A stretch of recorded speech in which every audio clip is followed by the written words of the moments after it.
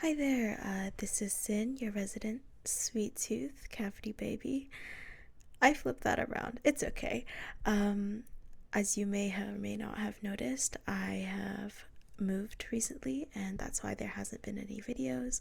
I've also been trying to figure out why the heck my mic was only recording in one ear, and I think I fixed it, but I also was the one that broke it, so we're gonna see if it's okay.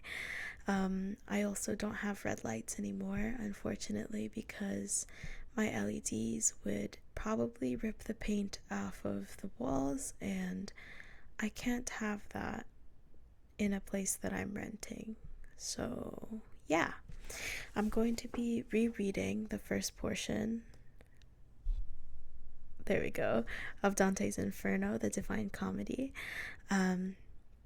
Because last time it was only being read to you in one ear, so let's fix that.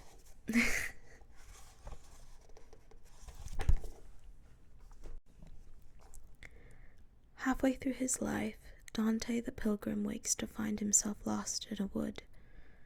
Terrified at being alone in so dismal a valley, he wanders until he comes to a hill bathed in sunlight, and his fears begin to leave him. But when he starts to climb the hill, his path is blocked by 3 fierce beasts. First a leopard, then a lion, and finally a she-wolf. They fill him with fear and drive him back down to the sunless wood. At that moment, the figure of a man appears before him. It is the shade of Virgil, and the pilgrim begs for help. Virgil tells him that he cannot overcome the beasts which obstruct his path. They must remain until a greyhound comes, who will drive them back to hell. Rather, by another path will the pilgrim reach the sunlight, and Virgil promises to guide him on that path through hell and purgatory, after which another spirit, more fit than Virgil, will lead him to paradise. The pilgrim begs Virgil to lead on, and the guide starts ahead. The pilgrim follows. Midway along the journey of our life, I woke to find myself in a dark wood, for I had wandered off from the straight path. How hard it is to tell what it was like, this wood of wilderness, savage and stubborn. The thought of it brings back all of my old fears. A bitter place. Death could scarce be bitterer. But if I would show the good that came of it, I must talk about the things other than the good. How I entered there I cannot truly say. I had become so sleepy at the moment when I first strayed, leaving the path of truths.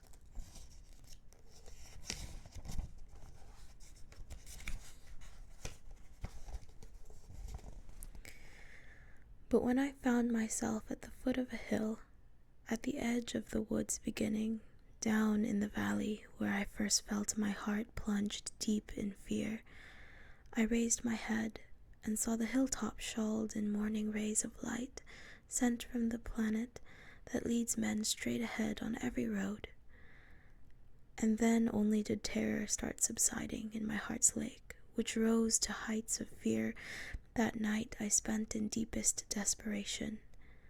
Just as a swimmer, still with panting breath, now safe upon the shore out of the deep, might turn for one last look at the dangerous waters, so I, although my mind was turned to flee, turned round to gaze once more upon the past that never let a living soul escape. I rested my tired body there a while, and then began to climb the barren slope. I dragged my stronger foot and limped along. Beyond the point, the slope begins to rise. Sprang up a leopard, trim and very swift. It was covered by a pelt of many spots, and everywhere I looked the beast was there, blocking my way. So time and time again I was about to turn and go back down. The hour was early ere the morning then. The sun was climbing up with those same stars that had accompanied it on the world's first day. The day divine love set their beauty turning, so the hour and sweet season of creation encouraged me to think I could get past that gaudy beast, wild in its spotted pelt.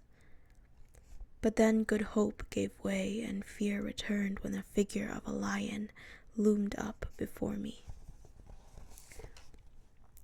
He was coming straight towards me, it seemed, with head raised high and furious with hunger. The air around him seemed to fear his presence. And now a she-wolf came, that in her leanness seemed racked with every kind of greediness.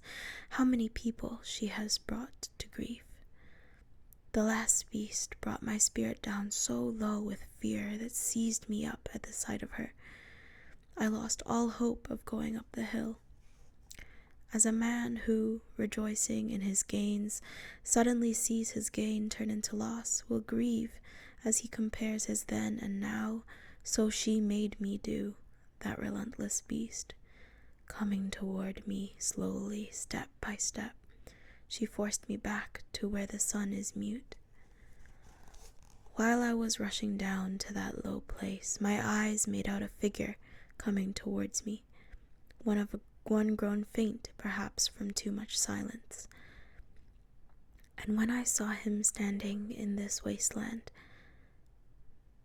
"Have pity on my soul," I cried to him, "whichever you are, shade or living man." "No longer living man, though once I was," he said, "and my parents were from Lombardy. Both of them were Matuans by birth. I was born, though somewhat late, sub Julio, and lived in Rome when good Augustus reigned, and still the false and lying gods were worshipped. I was a poet, and sang of that just man, the son of Achises, who sailed off from Troy after burning of proud Ilium. But why retreat to so much misery? Why not climb up this blissful mountain here, the beginning and the source of all man's joy? Are you then Virgil? Are you then that fount from which pours forth so rich a stream of words?" I said to him, bowing my head modestly. "O light and honor of the other poets, may my long years of study and that deep love that made me search your verses help me now. You are my teacher, the first of all my authors, and you alone the one from whom I took the noble style that was to bring me honor. You see the beast that forced me to retreat. Save me from her, I beg you, famous sage. She makes me tremble, the blood throbs in my veins." "But you must journey down another road," he answered, when he saw me lost in tears. "If ever you hope to leave this wilderness, this beast, the one you cry about in fear, allows no soul to succeed along her path. She blocks his way and puts an end to him. She is by nature so perverse and vicious, her craving belly is never satisfied, still hungering for food the more she eats. She mates with many creatures, and will go on mating with more until the greyhound comes, and tracks her down to make her die in anguish. He will not feed on either land or money. His wisdom, love, and virtue shall sustain him. He will be born between Feltro and Feltro. He comes to save that fallen Italy, for which the maid Camilla gave her life, for Turnus, Nissus, Euryalus died of wounds. And he will hunt for her through every city until he drives her back to hell once more, whence envy first unleashed her on mankind. And so I think it best you follow me, for your own good, and I shall be your guide and lead you out through an eternal place, where you will hear desperate cries and see tormented shades, some old as hell itself, and know what second death is from their screams. And later you will see those who rejoice while they are burning, for they have hope of coming whenever it may be, to join the blessed, to whom, if you too wish to make the climb, a spirit worthier than I must take you there. I shall go back, leaving you in her care, because that emperor dwelling on high will not lead me. Because that emperor dwelling on high will not let me lead any to his city, since I in life rebelled against his law. Wherever he reigns, and there he rules, there is his city, there is his high throne. O happy the one he makes his citizen.